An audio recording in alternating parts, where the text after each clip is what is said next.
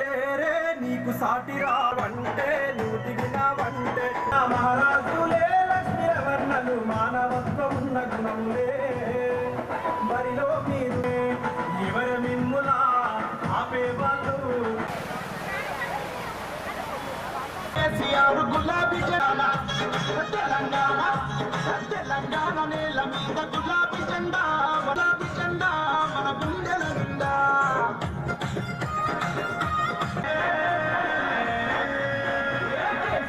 Sir ఎగరేసిన జెండా car గుర్తు జెండా సారు ఎగరేసిన జెండా కారు గుర్తు జెండా తెలంగాణ బిడ్డలకు అందాజెండా మన గులాబీ జెండా తెలంగాణ గడ్డ మీద తెలంగాణ జిల్లాలల్లా ప్రత్యేక రాష్ట్రం ఉదించినోడు పండుగల్లే పల్లెకొచ్చి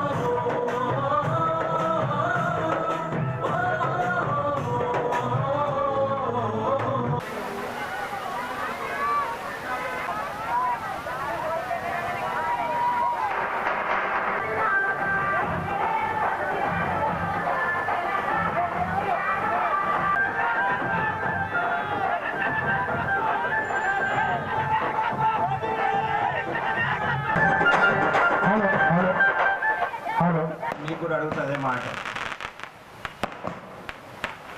నన్ను గుర్తుపడతాన్న వాళ్ళు నేనెవరో తెలుసన్న చేయలేతున్నమ్మా. చాలా చాలా ధన్యవాదాలు మా అమ్మకులు అక్కలకు చెల్లెళ్ళందరికీ. మున్సిపల్ ఎన్నికల భాగంలో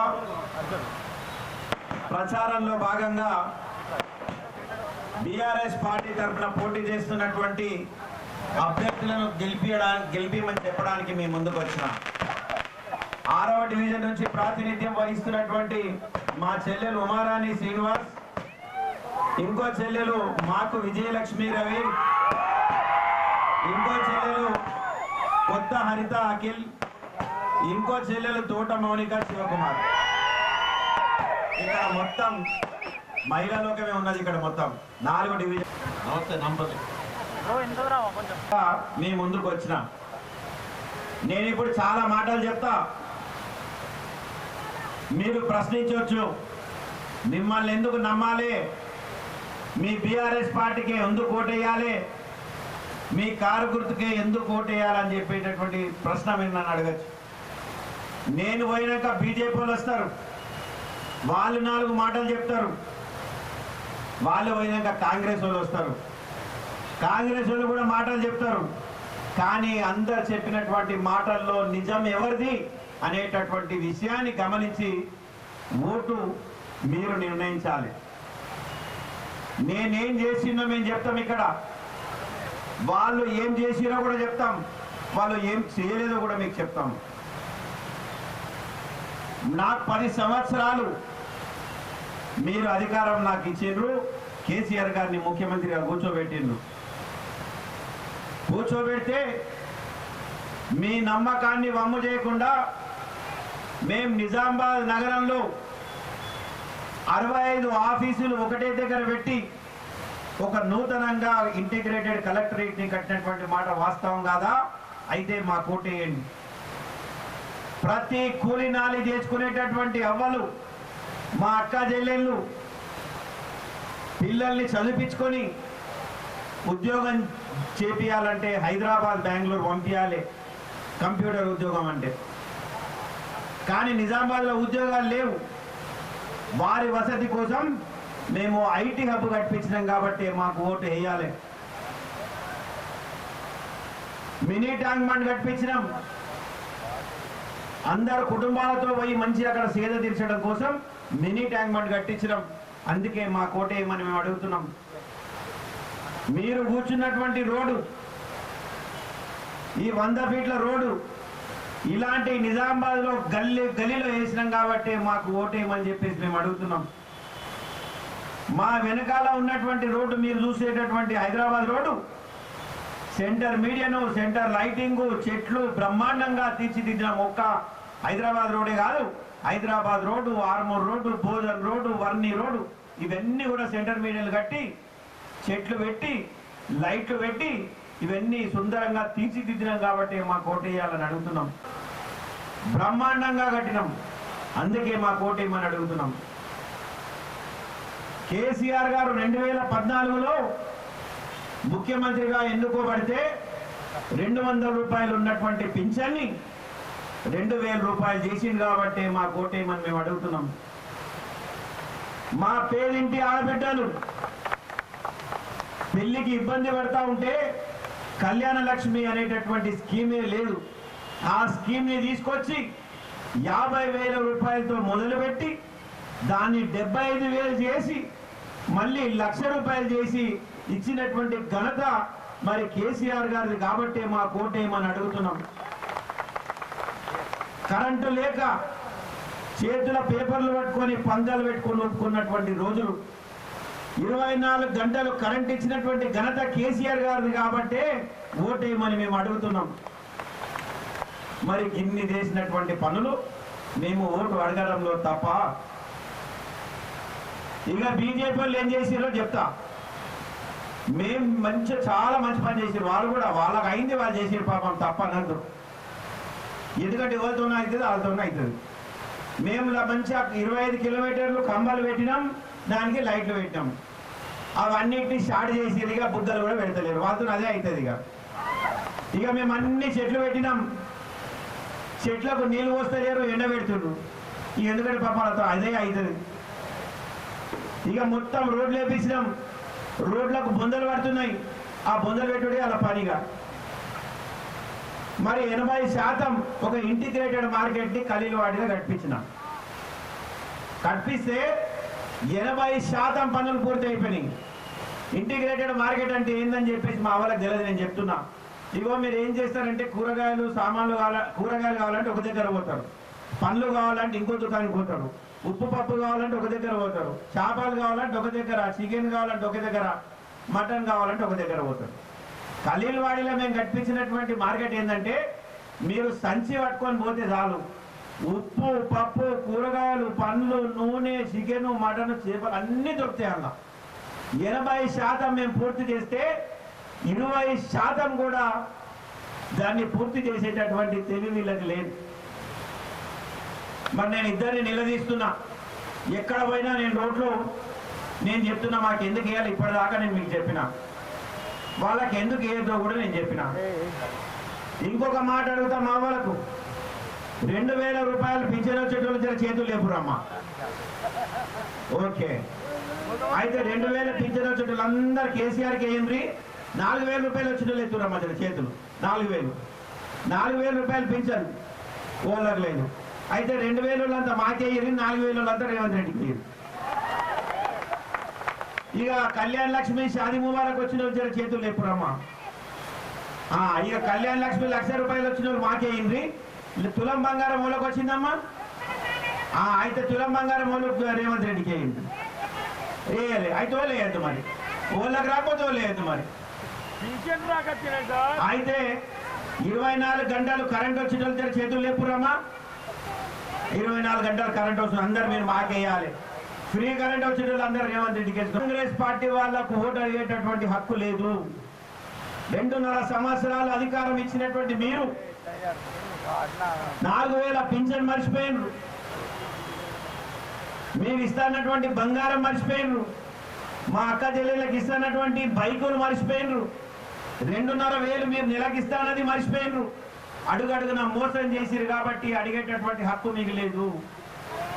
మీరు బీజేపీ ఎమ్మెల్యేని గెలిపిస్తే నేను నగరాన్ని సుందరంగా తీర్చిదిద్దుతా అని చెప్పినటువంటి వ్యక్తి మరి ఈరోజు మా ప్రజలు ఏం చెప్తున్నట్టే అధికారంలో మేము లేము కాబట్టి మాకు నిధులు వస్తలేవు, మాతో ఏం కాదు అని చెప్పి పంపిస్తున్నారు. మరి ఈరోజు ఎన్నికల రంగం ఏం చేస్తున్నారు? మీరు మా మేయర్ని గెలిపియండి, మేము నిజామాబాద్ని ఉద్ధరిస్తామంటున్నారు. ఎమ్మెల్యేగా గెలిపి నేను అసెంబ్లీకి పంపిస్తేనే నీతోనేం అవుతలేదు. ఇక నువ్వు నిద్రపోతున్నావాడ పోయి. నేనేమో అండర్ గ్రౌండ్ డ్రైనేజ్ అని నీళ్ళ లైన్లు అని చెప్పేసి 10 కొట్టిన నుంచి రాత్రి 10 కొట్టిన నుంచి తెల్లని దాకా 5 కొట్టిన దాకా నేను నిద్రపోకుండా నేను తిరుగుతుంది. మీరు ఈయన ఎమ్మెల్యే గెలిపితే పోయి అసెంబ్లీలో నిద్రపోతుంది. ఇక అయిపోయింది గెలిచిందని చెప్పి ఈ విషయాలు నేను మాట్లాడుతుంటే నేనేం మాట్లాడినా, నేను తప్పు మాట్లాడినమ్మా, నువ్వు అభివృద్ధి ఎందుకు చేస్తలేవని అడిగినా. ఆయనకు మంటలేసిందంట. మంటలేసి ఏమంటున్నట, 2 రోజుల నుంచి గణేష్ గుప్తా నేను కాబట్టి నా సంగతి చూస్తా అన్నాడట. సంగతి చూస్తా నేను మాట్లాడిండైనా, ఇగో ఇంతకుముందు అంతా అవినీతి జరిగింది. ఈ కరెంటు పోల్కు చుట్టిన వైర్లు లైట్లు ఉన్నాయి కదా, అది 4,000 అది 10,000కి తెచ్చిండని ఏదో రేట్లు చెప్పిండంట. ఒక చెట్టు 10,000 20,000కు 30,000కి తెచ్చిండన్నాడంట. ఇది ప్రభుత్వం, నీ బట్టల షాప్ కాదు. నువ్వు 100 రూపాయలకు చీర తెచ్చి 1000 రూపాయలకు అమ్ముడు కాదుడా. ప్రభుత్వంలో లెక్కలు ఉంటాయి. ఇలా నువ్వు ప్రభుత్వంలో ఉన్నావు, తీ లెక్కలు, బురద జల్లుడు కాదు. ఈరోజు దేవుళ్ళ గురించి మాట్లాడతారు. మీకో రాముడు మా రాముడు మాకంటారు. ఇవాళ ఒక్కసారి మీరు చెప్పండి అమ్మా, రాముళ్ళు పాటికొకళ్ళు ఉంటారా? కృష్ణుడు దేవుళ్ళు పాటికొకళ్ళు ఉంటారా? ఉండరు. ఈ హనుమంతుడు కట్టించింది వాళ్ళు, భూమి పూజ చేసింది నేను, పర్మిషన్ తెచ్చింది నేను, ఇక్కడ విగ్రహాల పార్కు చేసింది ఎవరు? చేసింది మేము. పక్కనే అమరవీరుల పార్కు చేసింది ఎవరు? దాన్ని వేసింది కూడా మేమే. మీ దగ్గర యోగా సెంటర్ కట్టింది 6వ డివిజన్లో 23 డివిజన్లు ఎవరు? అది కూడా మేమే. ఒక్క పని మీరు చేసింది చెప్పుంటే మీరు చెప్పండి దమ్ముంటే. ఇప్పుడు మా అక్క చెల్లెలకు ఇంకో ప్రశ్న అడుగుతా. కళ్యాణ లక్ష్మి షాది ముబారక్ వచ్చిన వాళ్ళతో ఒక్కసారి చేయలేపురమ్మా. కళ్యాణ లక్ష్మి షాది ముబారక్ దాంతోని ఆ చెక్కుతోని నా బట్టలు వచ్చినాయా? నా బట్టలు వచ్చిన వాళ్ళందరూ ఒకసారి చేతి లేపుంది. వచ్చినాయి అంట. అయితే ఇప్పుడు ధన్పాల్ సూర్యనారాయణ గారు చెక్కులతో పాటు బట్టలు ఇస్తుండా? ఇస్తలేరట, చేతులు ఎత్తుటోళ్ళు అందరు ఇట్లా అంటారు. ఇప్పుడు నాకు బట్టల దుకాణం ఉన్నదా? లేదు. ఆయనకు గల్లీకి ఒక బట్టల దుకాణం ఉన్నది. నీకు ఎన్ని దుకాణాలు ఉన్నాయి లెక్క కాదు. ఇయ్యనికి గుండె ఉండాలి, మనసు ఉండాలి. నిజామాబాద్ మా అక్క చెల్లెళ్ళు నన్ను 2 సార్లు గెలిపించి 10 ఏళ్ళు ఎమ్మెల్యేగా పెట్టారు కాబట్టి నూతన వధూవరులకు పెళ్ళైన వెంటనే చెక్కులతో పాటు నా సొంత డబ్బులతో నేను బట్టలు ఇచ్చిన. మహిళా దినోత్సవం జరిగితే ఆర్పీలకు, అంగన్వాడీ టీచర్లకు, ఆశా వర్కర్లకు 3 రోజులు సన్మానాలు చేసి పట్టు చీరలు పెట్టి నేను భోజనాలు సహపంక్తి భోజనం పెట్టి వాళ్ళని నేను ఆదుకున్నా. ఈరోజు 8వ తేదీ మార్చి వస్తే వాళ్లకు నేను శుభాకాంక్షలు చెప్పడం పక్కన పెడితే వాళ్ళే నాకు ఫోన్ చేసి నాతో మాట్లాడుతున్నారు, అన్నా మేము అనాథలం అయిపోయినా మమ్మల్ని పట్టించుకునేటోడు లేడు అని. ఈరోజు సఫాయి వర్కర్లు కరోనా సమయంలో ఎంతో సేవలు అందిస్తే ప్రతి సంవత్సరం మేడే రోజు ప్రతి ఒక్కరికి బట్టలు పెట్టి సహపంక్తి భోజనం చేసిన అనేటటువంటి విషయాన్ని కూడా నేను తెలియజేస్తా ఉన్నా. 41 రోజు నిరంతరంగా కరోనా సమయంలో లాక్డౌన్ ఉంటే భోజనము పెట్టలేనటువంటి పరిస్థితిలో ప్రజలందరూ ఇబ్బంది పడతా ఉంటే 41 రోజులు నా సొంత డబ్బులతో పెట్టినటువంటి విషయాన్ని కూడా మీకు గుర్తు చేస్తా ఉన్నా. కేవలం అభివృద్ధి కాదు, అభివృద్ధితో పాటు కుల సంఘాలు, మతాకు సంబంధించినటువంటి గౌరవం, లా అండ్ ఆర్డర్ అన్ని కూడా మేము బాగా నిజామాబాద్ లో మెయింటైన్ చేసినాం. అయినా ఓడిపోయినాం. ఎందుకు నన్ను ఓడగొట్టిండ్రు? ఎందుకు కేసీఆర్ గారిని ఓడగొట్టిండ్రు? నేనేమన్నా తప్పు చేసినా? ఎవరు నన్ను ఇబ్బంది పెట్టినా? చేయలే. అయినా ఓడిపోయినా. ఎందుకు ఓడిపోయినా? కేసీఆర్ గారు 200 నుంచి 2000 చేసిండు. చాలా మంది పేదరికంలో ఇబ్బంది పడతా ఉన్నారు. ఆ ఇబ్బందితో ఒక ఆశ, మరి 200 నుంచి 2000 కేసీఆర్ చేసింది కదా, మరి రేవంత్ రెడ్డి గారు 4000 ఇస్తా అంటున్నాడు, దమ్మున ఇస్తాడేమో అని చెప్పి నమ్మి ఓటేసిండ్రు. నా బిడ్డ పెళ్లికి 1,00,000 రూపాయలు కేసీఆర్ ఇస్తున్నాడు కదా, ఆయన తులం బంగారం ఇస్తాడు, దమ్మున తులం బంగారం ఇస్తాడేమో అని ఓటేసిండ్రు.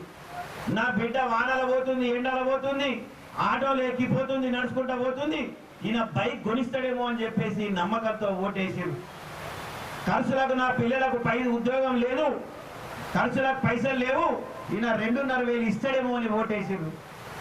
కేసీఆర్ గారు కరెంట్ ఇస్తున్నమాట వాస్తవమే, కానీ రేవంత్ రెడ్డి ఫ్రీగా కరెంట్ ఇస్తాడేమో అని నమ్మి ఓటేసిండ్రు. కానీ మా మీద కోపంతో కాదు. ఇప్పటికే 2.5 సంవత్సరాల్లో ప్రజలకు అర్థమైపోయింది బీజేపీ ఎమ్మెల్యే ఏం చేస్తలేడు, కాంగ్రెస్ ప్రభుత్వం ఏం చేస్తలేదు, కాబట్టి వీళ్ళకు బుద్ధి చెప్పాలనేటటువంటి విషయాన్ని ప్రజలు గమనిస్తున్నటువంటి సంగతి కూడా మాకు అర్థమవుతున్నది. నేను మా అవ్వాలని, మా అక్క చెల్లెలని, మా అన్నదమ్ములను ఒకటే అడుగుతున్నా. కాంగ్రెస్ మేము ముందుకు వచ్చి ఏం చెప్తారంటే, అధికారంలో మేమున్నాం, ఇంకా 2.5 ఏళ్ళు మేము ఉంటాము, మీరు మేయర్ మా పార్టీని గెలిపిస్తే మీకు రోడ్లు అవుతాయి, మోర్లు అవుతాయి అని చెప్పేసి వాళ్ళు చెప్తారు.